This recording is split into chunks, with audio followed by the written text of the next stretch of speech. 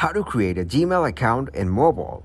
Hello everyone. In this video, I will show you how to create a Gmail account in mobile. To start the process, open your Gmail application on your mobile device. Now tap on profile icon on your top right corner. Here tap on add another account. After that, tap on Google. Now tap on create account. Tap on for myself. Then tap on next.